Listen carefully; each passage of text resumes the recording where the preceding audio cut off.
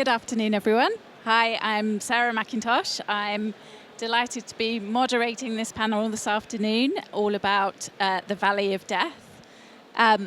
Perhaps before I introduce my esteemed panel that I have with me today, I would just perhaps get us all on the same page, make sure we're all in the same sort of ballpark around the definition of the Valley of Death. So perhaps just by a show of hands, you could tell me if you think you're happy with the definition of the Valley of Death and don't need explaining. I'm going to explain it anyway, by the way, but you know.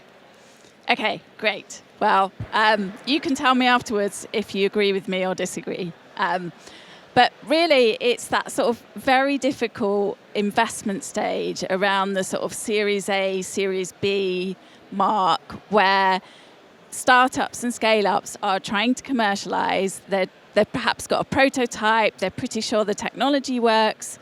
They might be less sure about the market demand, but they are at the stage where they're trying to commercialize their technology and get it out to market. Tends to be quite a capital-intensive stage, particularly if you're doing hardware. And what we're seeing very much in the UK, but also quite frequently across Europe, is that people are struggling to raise their Series B or Series A rounds to support their investment. In fact, our data shows that last year in 2024, that became even more difficult, and actually the data suggests that the problem is getting worse, not better. So I think it's very timely that we're here today to talk about this topic. And with that, I'd like to hand over to my panel members and let them introduce themselves. So I'll start with you and go down the line, if that's okay. Thank you, Sarah. And of course, good afternoon to all of you. I'm Andrea. I'm the founder of Illumina. That is a company that tries to provide you with the most insightful information and data on sustainability. We count around 500,000 users and the largest expert network in the industry. Tons of data points I will probably tell you a bit more later. And I'm also a professor of green technologies at HEC Paris. Hi, everyone. My name is Jussi, and I am a co-founder for an app, Lifestyle Test, but I also come from a Finnish innovation fund. And what we do is look at macro issues facing society like climate change, and then we look for ways to address them. And we came here today because we believe we found a way to address climate change through individual change, and that's the app for people. But we also look at the systemic side with the data from the app. App has 10 countries in Europe, about 500,000 times the lifestyle test has been taken, and the data set, we believe, is the largest data set on climate consumer behavior data in the world. Nice to meet you all, and thanks for joining. Hi everyone, my name is Emily Barrett. I'm Corporate Innovation Director at Sustainable Ventures. Sustainable Ventures, thank you. Sustainable Ventures, for anyone who hasn't heard of it, is a climate tech accelerator. So we work with climate tech startups, and we essentially have built an ecosystem of support around them. So we have community, capital, and consulting. My role specifically, which I will come to later today, is all about how do we enable collaboration between our climate tech ecosystem and large established corporates to help accelerate these incredible solutions that we see. Hi, I'm Prue Ashby, Head of Sustainability at London and Partners. We are the growth agency for London. We're about creating growth that is resilient, sustainable, and inclusive.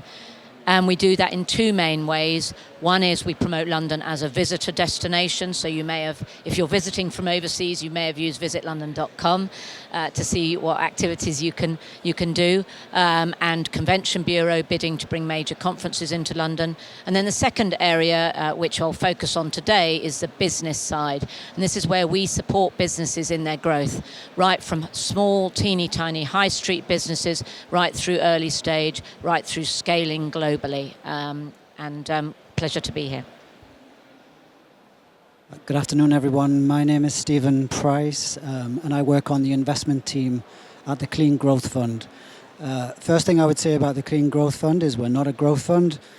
I wish I could change the name of the fund, but I can't. We are an early stage venture capital fund. We invest in UK-based climate tech startups and scale-ups at seed to Series A. We have a £101 million fund, currently raising our second fund. We've worked with a portfolio of 19 climate tech entrepreneurs with our first fund, and a lot of lessons there that I hopefully can share some of those insights with you today. Thanks for coming along, and pleasure to be here. Great, thanks. So perhaps we should start by chatting about some of the challenges that you all face in each of your work. And Emily, I'm actually going to come to you first, if that's okay, to talk a bit more about how you work and what challenges you face.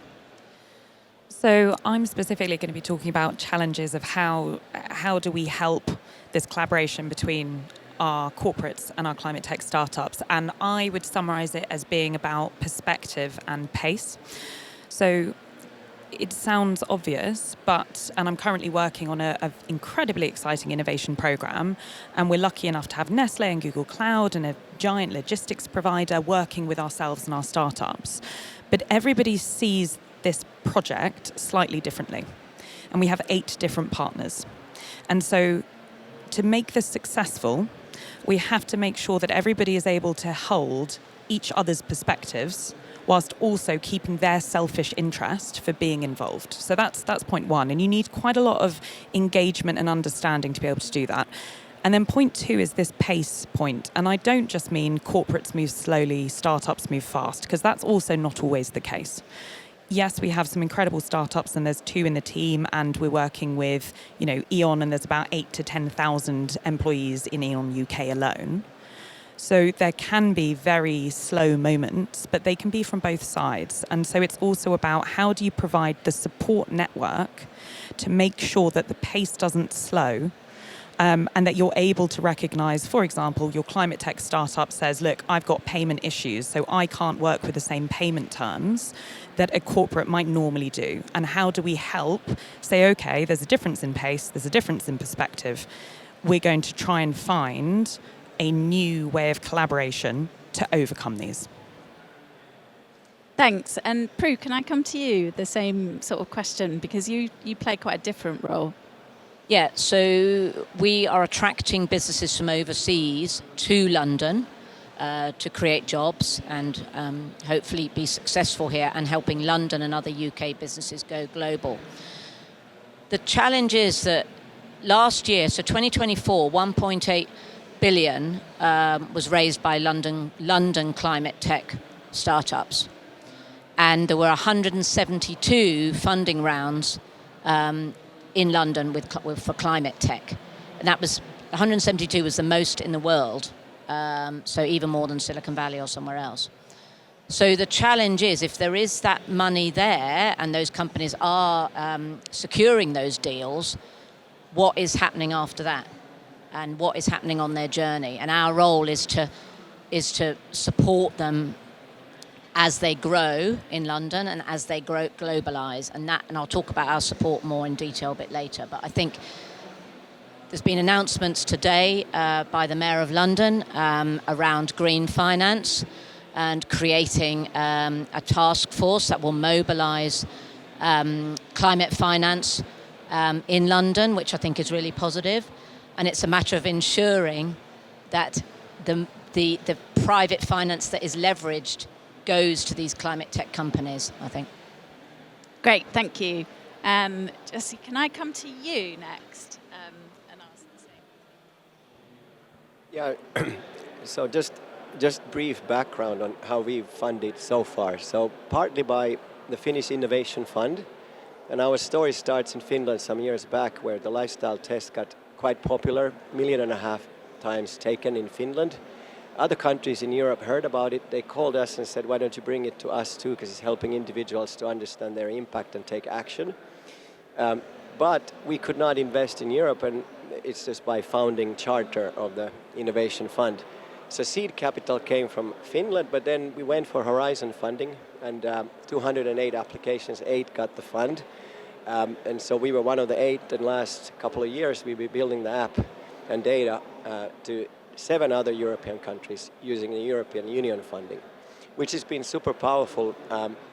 Now, we are at a very interesting point. We'd like to bring it now to the next 50 countries, also to UK, and we are now trying to pivot into a non-profit cost-plus business model, and it's because we are going to run out of funding from Europe, and then typically what the Finnish Innovation Fund does is that once things scale, they spin them off. So that's sort of the point where we are, and I can discuss a little bit more about how we see funding now in the future. But so far, we've done it on a grant from Europe, and actually 2 countries also joined on their own funding, Norway and Poland, because they believe that the app is so powerful, as well as the data for policy making and business innovation, that they joined.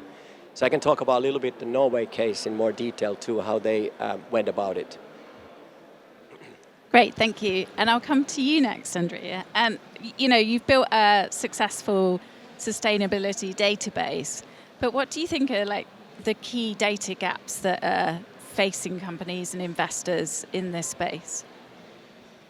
That's definitely an interesting point, and I think we all need to look more at the angle of data because they often reveal the truth.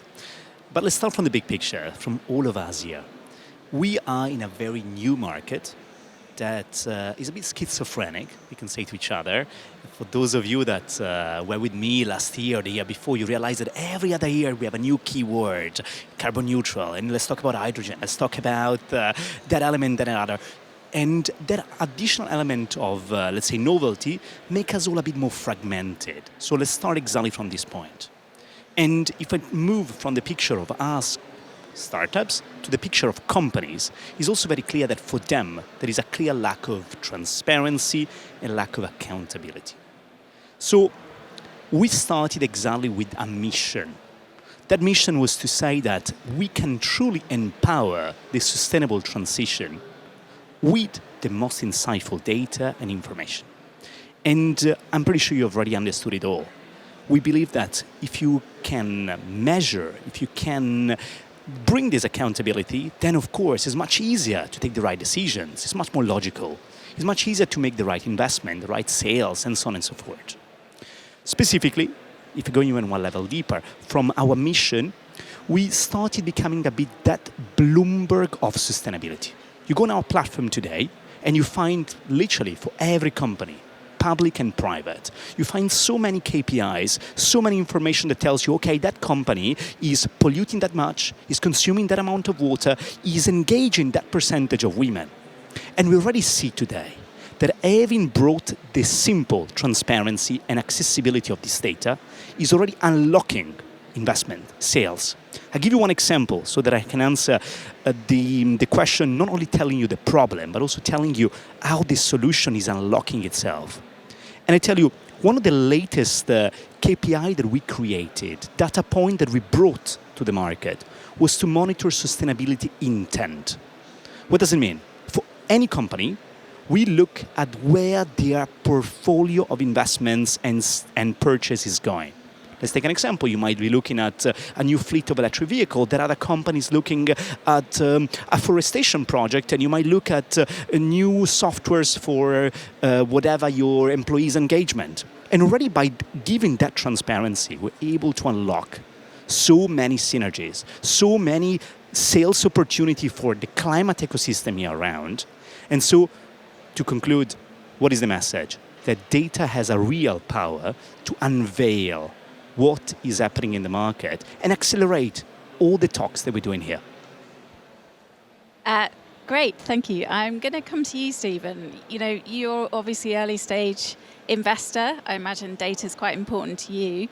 And I also, the fact that you obviously have quite a big portfolio of companies, how are they finding this challenge and how are you sort of helping them through it? First of all, data. I could do with more data. We're constantly making big decisions based on a lack of data, and so keep bringing the data. We love data. I mean, every day we're helping the portfolio in many different ways, I guess. I mean, and particularly with reference to the topic today about the valley of death. I mean, we have a number of our portfolio companies who are living that pain every day, and we share that with them and we support them in any way that we can. But I think we as investors, we have a few software investments, which is interesting, but we're primarily focused on hardware innovators. And so that gives us a bit of an interesting perspective, I suppose. So most of our portfolio are hardware based, and there is a world of difference between scaling a hardware business and scaling a software business, and we see that very starkly. If you think about the capital, I mean, I'm going to have to generalize to kind of talk about this, but if you think about generally the capital intensity of a hardware-based business is, potentially an order of magnitude greater than a software business. Software businesses can, with let's say £3 to £5 million, they're in market. They can iterate quickly. They can find a lot of talent relatively easily, build relatively small teams, and execute rapidly. It's much more difficult in the hardware space. What we've found is getting the right talent is more difficult generally. The amounts of capital you need are, as I said, potentially orders of magnitude greater. You're fishing in an investor pool which is a lot smaller as well. The VC industry over the last 20 years primarily has been based on, great investors investing in great software businesses. If you compare that ecosystem with the climate tech ecosystem, I mean, it's much better than it was, but it's a stark contrast. So you just don't have the number of, deep-pocketed venture capital investors prepared to invest in capital-intensive hardware scale-ups. It's just much more difficult, and for the entrepreneurs, you've got to really have something that's, potentially really disruptive and really moving the needle for your customers and your potential customers and clients. So it's just generally a much, much harder space.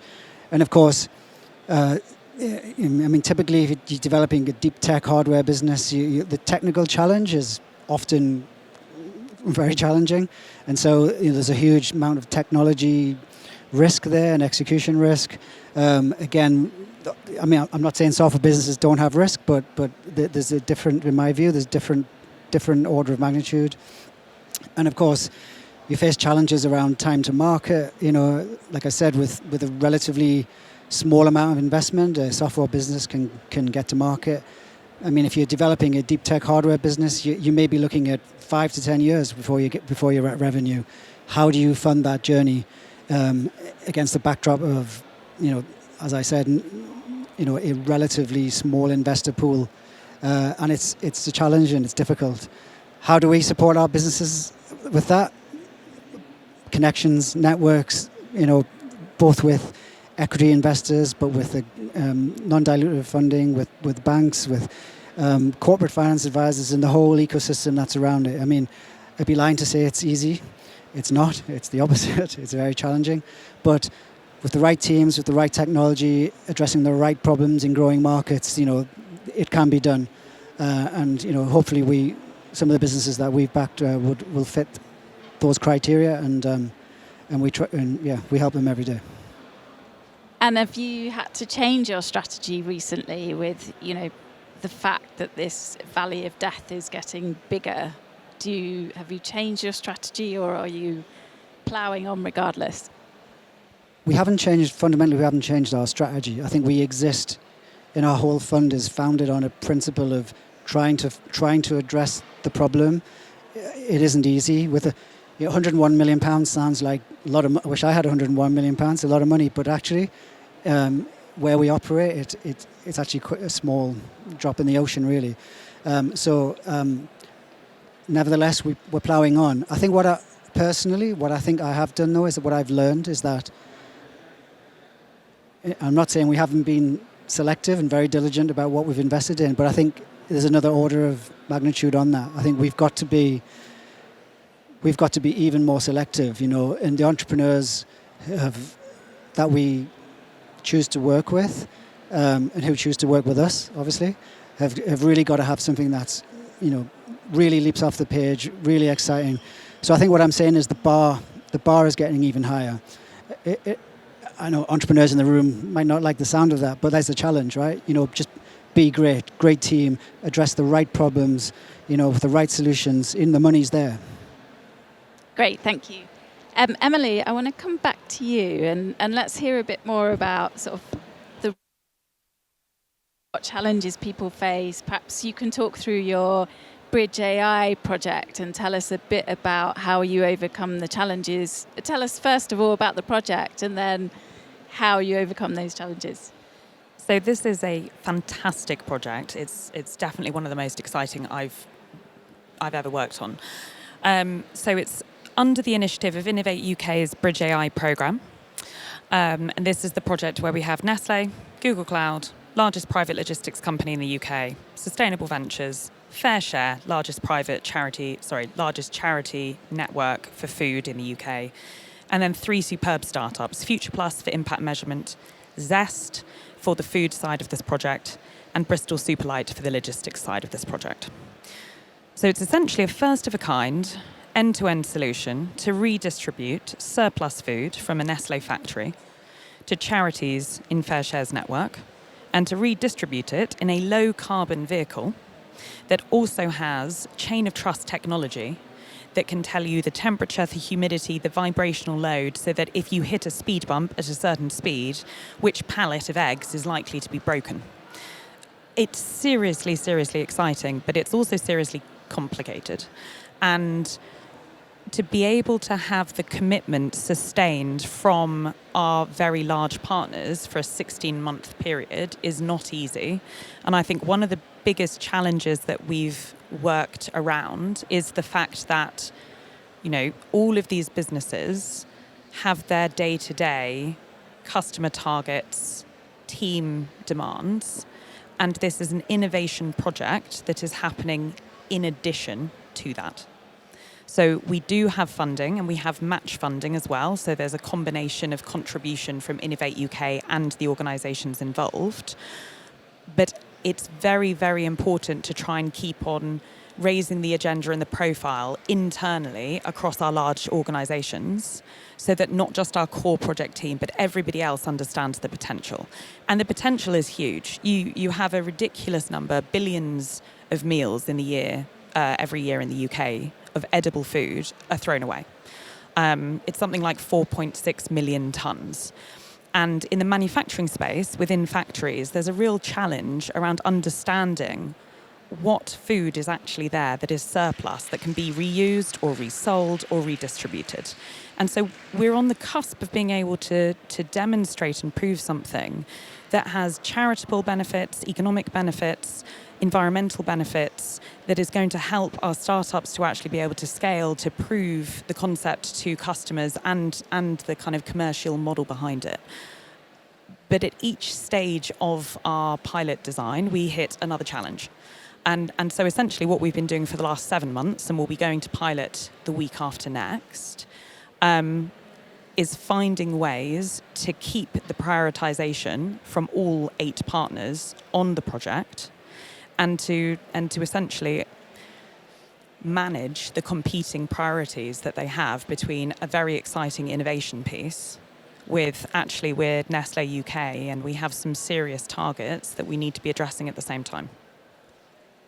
And how important was that funding from Innovate UK, and how easy, or perhaps I should say difficult, was it to get? I'm probably a bit biased because at Sustainable Ventures we've got a fantastic 2 of my colleagues support with bid and grant writing. And so I didn't actually have to write the bid, I just had to review it. We do a lot of scouting for what grants and programs are coming available. And a lot of our startups come to us and say, this is really going to help us demonstrate our solution. We need other partners. Can you bring them in? And so we say, absolutely. We think we need this corporate. We think we need this kind of innovation body. Let's get together and around the table. The challenges come from, it's a bid, there's a deadline. When you have 8 partners, it's a very complicated process. The funding from Innovate UK has been crucial because it's de-risked the commitment from our large partners. So Fair Share as a charity don't have to contribute. Their contribution is fully funded, but everybody else, including our startups, will provide time, resource, and some funding. And what that model does is it enables public-private collaboration, it shares the risk, and it really helps everybody to come together as a team rather than seen as 8 individual businesses. So I'm a huge supporter of that model. Fantastic. And actually, Juicy, you're in receipt of some European funding, aren't you? Perhaps you could tell us a bit more about how important that funding was to you and what you did with it. Yeah, no, it might be a way to enter multiple markets at the same time. So just briefly on the background, we are solving 2 market problems. One was that most people, when you ask, say that climate change is important and we should do something. But interestingly, when you ask who should do something, they say it should be government or companies or my neighbor. Only 35% of people in Europe say I should do something. And then when you ask why, they say, why is it like that? And number one reason is they don't know where to start, what matters, what can I do, does it even matter, I'm alone. And the other one is that system around me may not help in that change. We noticed actually that most of the climate investment is going to infrastructure, what we talked about, or solving really the systemic problems, and not so much investment is going to helping people to understand their impact and what they might do about it. So we decided that we're going to use known tech, web app, but try to make just normal people like us understand their impact and inspire people to change that impact, obviously lowering it. So that's what we set out to do, and we trialed it in Finland. The seed capital came from our innovation fund. It worked out, and then we did go for the Horizon funding. So few learnings. One, you got to find the right program in Europe. They're pretty well defined what they might fund. I mean, like really well defined. So if you find a good match, that's great.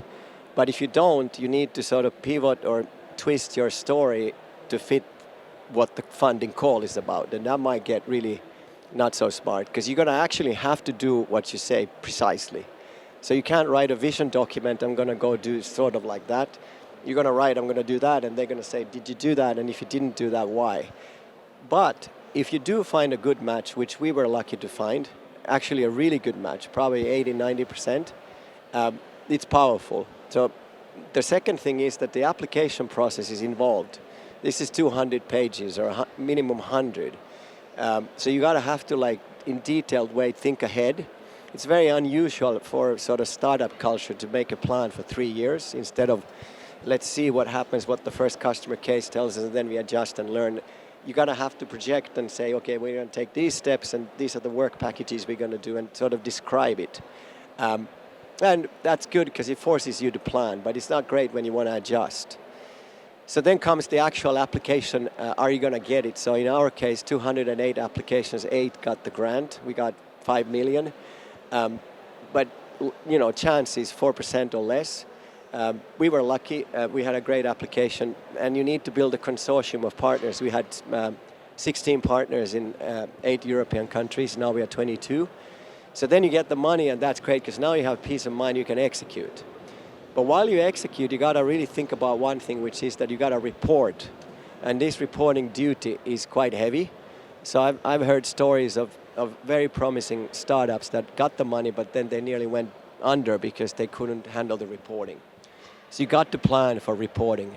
You got to think about the fact that, and it's great because now the taxpayers' money is safe. These reports need to be accurate. They're going to check every year what you did. Did you actually get your KPIs? Are you on track or not? Deviations or not? Are we going to pay you? Yes, you're on track. We're going to pay. So it's not like you get the money and go do something. You're going to have to actually report. And these reports are pretty meaty. We wrote probably 16 reports over the last half a year. They are probably 30 pages each. An annual report is 80 pages. So you got to plan for that sort of due diligence towards the taxpayers, which I think is actually prudent and good. But don't go there without understanding that actually it comes with these sorts of, duties, I suppose. So what it gave us is really like a piece to build the app, build the data. We also believe in data. I mean, the climate data tells people where people like us are heading on their own account. It's quite powerful. And so we could build it into all of these different countries. We could vary so that the numbers are local, the actions we suggest are locally, culturally relevant. we could launch the app, we could market trial it. Horizon funding is an innovation funding. It isn't for marketing. It's not a scaling funding. So you can't go do marketing in a huge way. These are something thousands and tens of thousands you can spend, not hundreds of thousands. But we did get it to all of these 7 countries. We got it into early scaling. It's over 10,000 users each country, which is telling us that it's working in practice. The concept is proven. Now we can go to investors and say, look, we've got this app, we've got the data, it's working out, it's market proven, we've ironed out all the glitches, it's tested, it's working. Norway joined because they thought the app is so powerful, and I'm going to talk about it in a little while, but they saw it, they found the money for it, and they took our learning. So I would say that it's really powerful, but it comes with certain, I suppose, duties or certain rules that you have to follow, which you may not realize. I mean, the application process is going to teach a lot, but then there is still the reporting. And but I think it's a great way to enter European countries, and I certainly would encourage that if you find a good match. There are other vehicles besides Horizon, like Life, that you can look at other grants. Maybe those are the main things. Great, thank you. Stephen, I want to come back to you because I know that you have many portfolio companies that have managed to jump that valley of death, get through that valley of death and beyond to be fully commercialized. And I'm just wondering... Okay. We have a spectrum. Okay. Well, perhaps give us some hope or tell us, is the only way to do it with these sorts of public funding mechanisms? Are there other methods that some of your companies have used?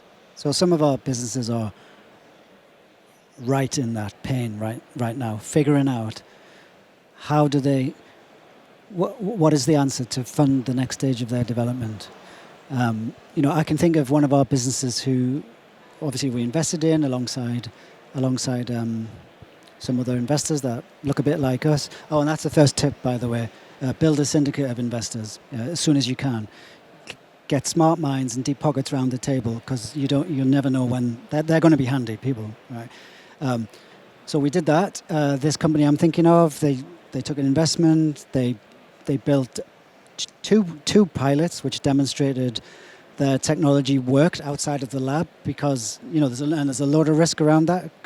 Just because it works in the lab, it doesn't mean it's going to work out in the field at a kind of meaningful scale. But this company took some money. They did that. Results look amazing. They've had lots of independent reports done. All the technology boxes look like they're ticked. But the next scale up of their technology needs, 50, 60 million pounds worth of investment, and that's a big ask. And so we're currently supporting them through that journey, thinking about how do they construct a funding package and how do they structure their business in the most efficient way and the most de-risked way for a variety of different types of funding providers. Some of it's going to come from equity. We'll be following on. There'll be new investors joining in. Some of it's going to come from grants. We're helping them figure out what are the appropriate grant sources for their business, and that in itself is a challenge. And some of it's going to come from potentially project finance or debt providers. We have actually seen some sort of venture debt type providers get interested in quite surprisingly early, which is a good signal. But if you're talking about other types of debt providers, you're immediately thinking about, how do I secure offtakes, what price for what duration, and these things they're all really challenging problems to solve for an early stage business with limited validation at scale. So there's that, and I can also think of another example where the journey was thankfully much smoother and easier, fully funded through the gap by equity, but that particular case was, I suppose it just ticked a whole load of really impressive and interesting boxes that was attractive to a wide pool of investors, and that came down to some of the just fundamental basics about that business, about the disruptive nature of its technology, its potential performance impact, both in terms of the let's say the operational challenge it was addressing, where it was dramatically moving the needle on performance, whilst also, most interesting to us, completely slashing the energy penalty associated with the deployment of that technology. It had an amazing team, incredible patent portfolio behind it. So I suppose it just speaks to my earlier point about, if you're an amazing business with all of those boxes ticked, which are difficult to tick, then the money's there and you will get funded. Great, thanks. And I suppose part of that tick boxing exercise is to have the customers, right? So Prue, I want to come to you, and perhaps you can talk to us a bit more about what you do with helping find customers. Yeah, exactly that. I think a company going for funding, if the company's got decent clients on the board, that'll help the VC or the fund sort of think, oh, actually, they've got something here. So what we do at London and Partners is we focus on bringing together scale-ups with big corporates and with companies that are looking to buy solutions.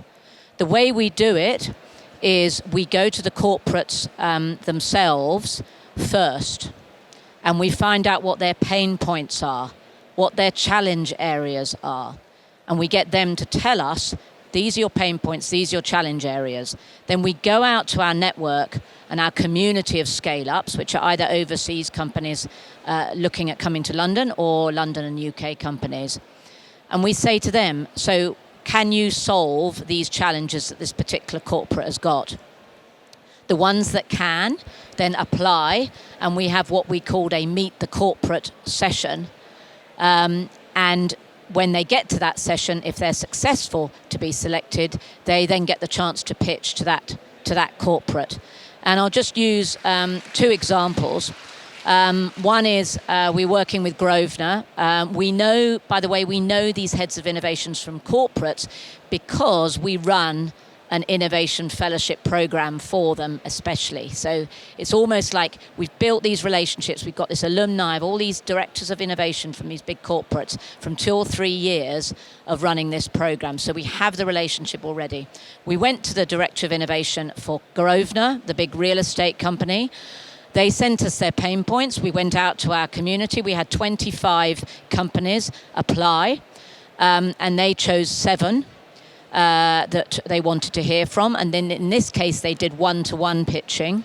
Out of the 7, 2 were selected for pilot projects. Now, in my opinion, that's a pretty good response. And coincidentally, both his companies were from Norway. Clearly, they're doing something right in Norway.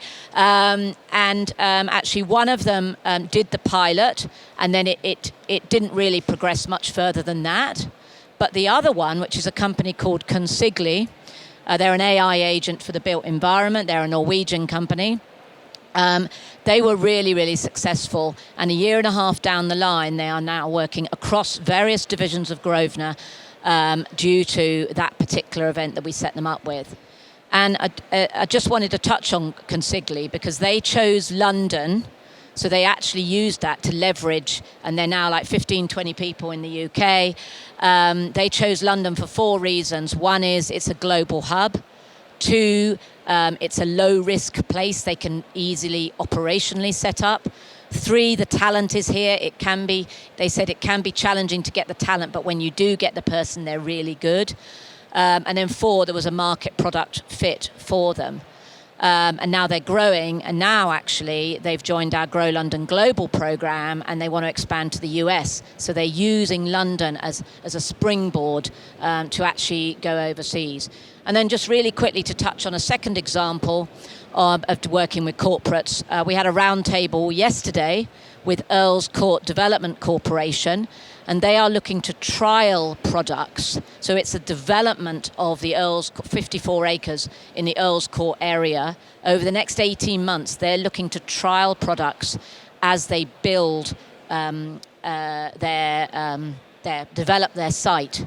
And I think that was a great opportunity as well. If a company's got an opportunity for somebody to come and pilot their product, they met 15 of our clients yesterday. I haven't heard if there's any immediate results yet, but I'm sure hopefully in time there will be. So that's sort of a couple of examples where we're focusing on the corporate, what their challenge areas are, what's the problem you're trying to solve, and then matching the scale-ups to those corporates and hopefully giving them those business opportunities. Great, thanks. So we've heard, obviously, the customer's really important. But what about, you're going to have some pressure from your investors to get those revenues in quickly. And how do you balance that with the sort of user traction that you've been looking into, Andrea? I particularly like this question, and probably I should connect to what Stephen and Jussi were telling us before, right? This is one of the biggest bias of the investment world of today.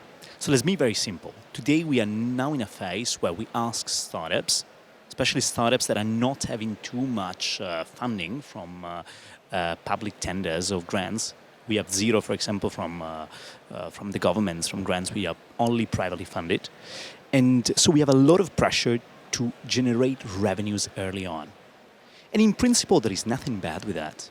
In reality, we are passing a message to all startups and founders that community building, what could be usage and traffic, count much less than immediate contracting.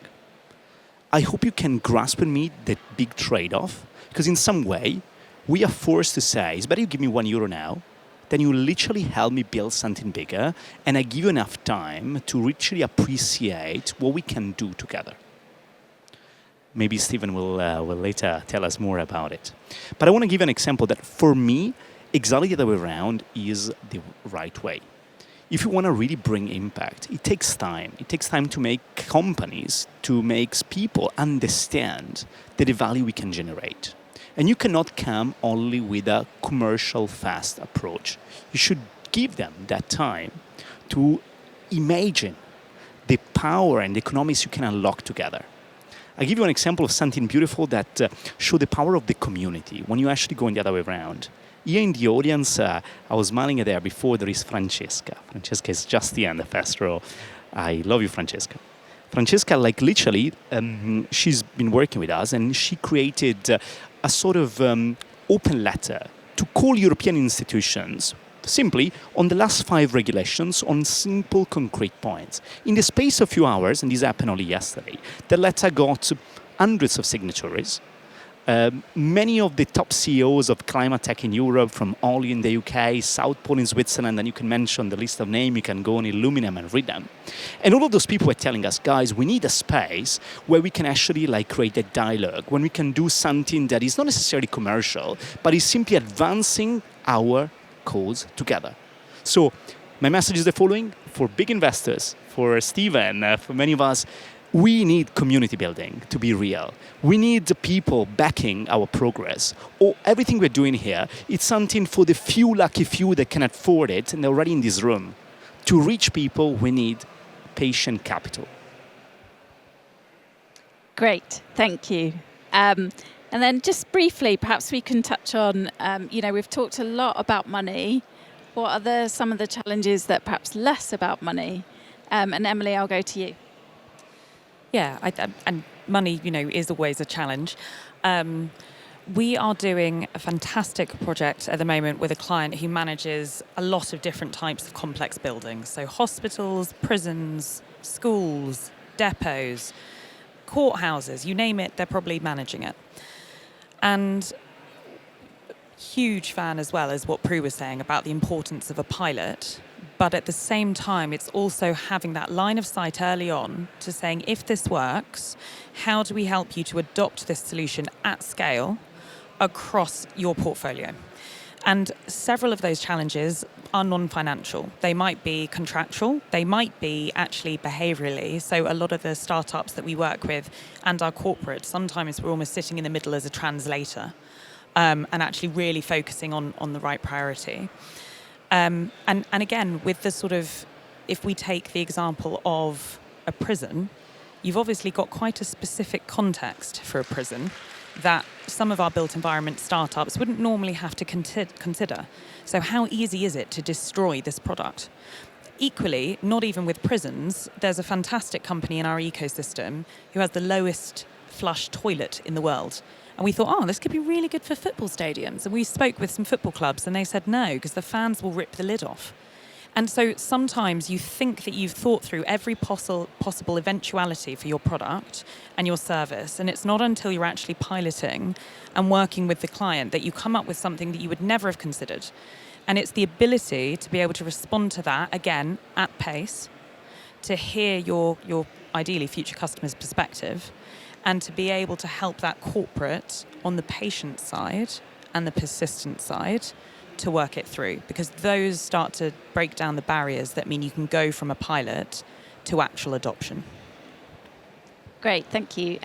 Prue, I know that you sort of provide a bit of a concierge service. What elements do you think are the most important of the service that you provide?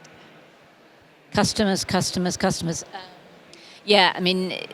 So we provide a free service to bring companies in from overseas and help London and UK companies go global.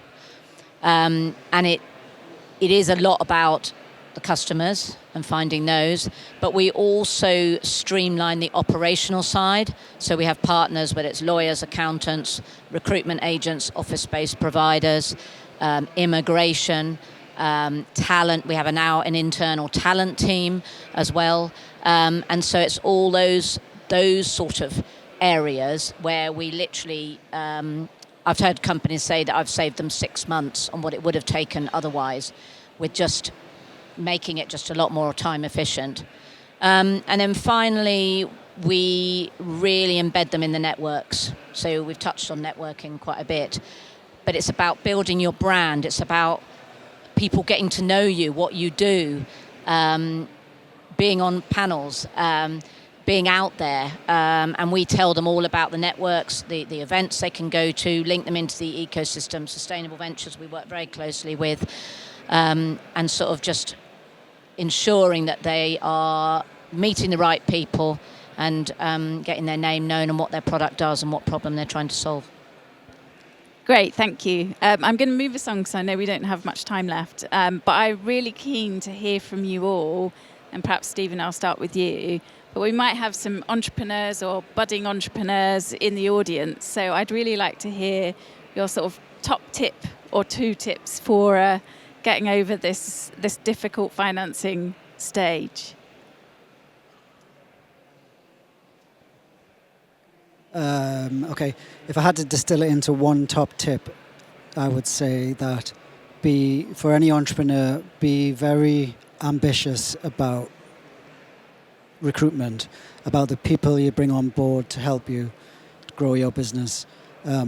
Ideally, they'd be co-founders, but if not, then hire the best possible people you can, and give them the space to work.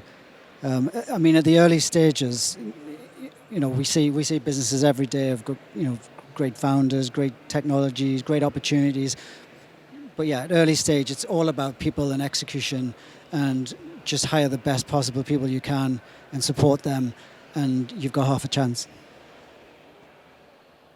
I would say 3 quick things. One is have some really supportive people, whether it's your family and friends, but also peers, and maybe a founder who's slightly ahead of you that's experienced these things, that you can confide in and talk to about it, so have that sort of support network.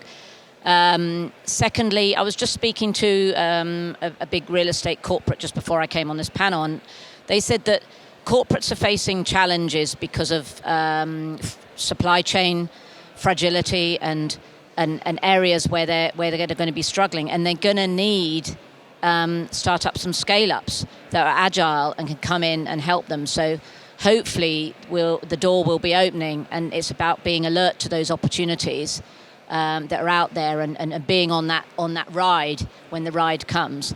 And then thirdly, around support really, London and Partners, Sustainable Ventures, people like us, we're here to really support you and offer the right connections to help you build your businesses and help you grow and get through that time. So, we're funded by the Mayor of London and private sector funding, so we provide a lot of free support. So come and speak to us.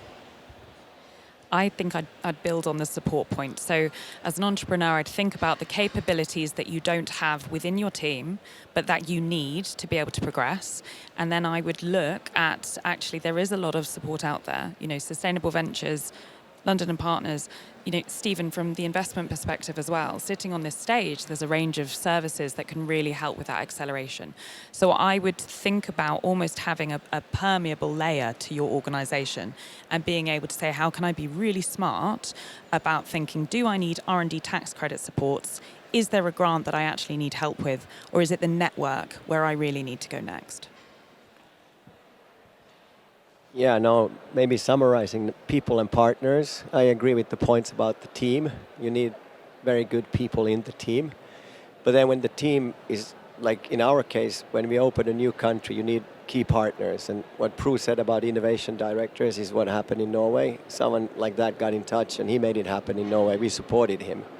So it's really the people and partners and supporting them. The other thing I would say is that keep believing. Things will change. They're going to evolve and keep believing and make it clear to others why they should care. The clarity of your product or whatever you're building and the proposition needs to be there. Like you need to be able to explain it super quickly, super clearly, and just don't lose faith. That's key. And I will say that, first of all, I will take Prue's offer, so I will come to her at the end of the panel, since it's always good to get some support. Just open a small office here in London. But seriously, 2 messages from me. And number 1, embrace the power of data, because it's sure that the businesses of today, not even the businesses of tomorrow, either they will be like data-informed, AI-driven, or will not be. And second, communicate strongly your mission, because you need the people around you. You need to really to convince the world that you make a difference. Because if I can use the same slogan, either we will be green or we will not be. And so communicate and embrace the power of data. Great, thank you. And I think we're almost out of time now, so I'll just quickly wrap up. I hope that you take away from this panel that whilst there are challenges and there is a lot of difficulty sort of in that mid-investment zone, actually there are ways to get over it. There's lots of support. And actually, I noticed on Monday the release of the industrial strategy by the government, and there's another £4 billion being given to the British Business Bank, so to also help to resolve this problem. So I think you should take away the fact that there's lots of help already out there, lots of new help coming down the track, and I really hope that this time next year we can be on this stage saying that we've solved this valley of death problem. Fingers crossed. Thanks, everyone. Thank you so much. Thank you, Sarah.